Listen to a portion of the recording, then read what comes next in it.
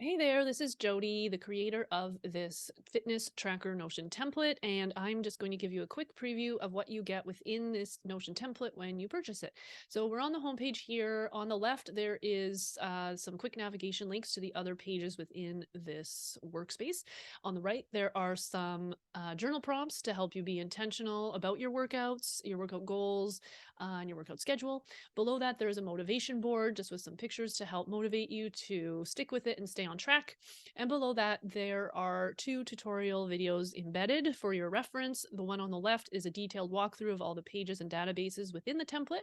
And the one on the right is just a quick tip for how to create a full year database. So each one row is one day of the year because there is a database within this template that is like that. So we'll go to the workout library page first. This is where you can store all of your workout classes and workouts that you want to do. And they're by category here. So we have them sorted by type of workout, or the cardio, cool down, HIIT, etc. You can sort them by length or view them by length. They are sorted by length, and you can view them by purpose. Are they meant for mental health, flexibility, strengthening, etc.? You can also sort it by body part if there is a focus on a specific body part. You can sort it by intensity, so you can rank the intensity on a scale of 1 to 5 for each class, and same with the rating. So your overall enjoyment of the class, you can rank it on a scale of 1 to 5 and see each category here.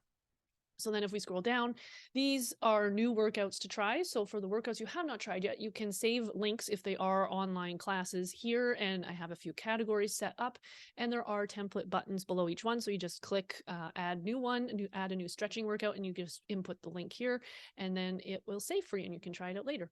So if we go to the workout schedule, so that is the next page within the database. This is where you can plan your workouts and set a specific schedule for yourself. There we go. And so at the top, we have space to set your workout goals each day of the week. So you can put certain classes or types of workouts or body parts you want to work out, whatever your goals are. And there again are template buttons here to add new goals. Below that, there's your schedule, and you can see it by week, month, and quarter. And these will all auto update based on the current date. So today is Feb 7th. That's why I'm seeing the week of Feb 6th. If I go to monthly, we'll see all of February, and I'll just go to quarterly so we can see January, where I've input some information here. So if I open this card, it's just Jan 2nd, and these are all set up for you already, the date and the day for the entire year.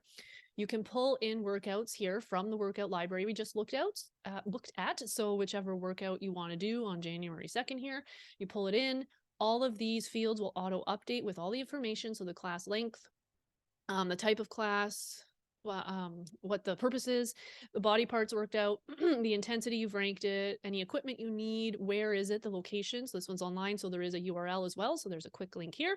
And when you're done, you will click this box, and that will help track your fitness goals, which we'll go through in a moment. And then each day you can input your calories burned and the numbers of steps you've taken. Again, we'll go through your progress and goal tracking in a moment. These can be changed or updated if you want to track other metrics. So we'll scroll down here.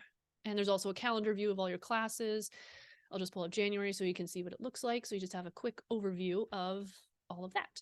So the progress tracker is the next page. So you can view your progress of all your workouts weekly, monthly, quarterly, and annually.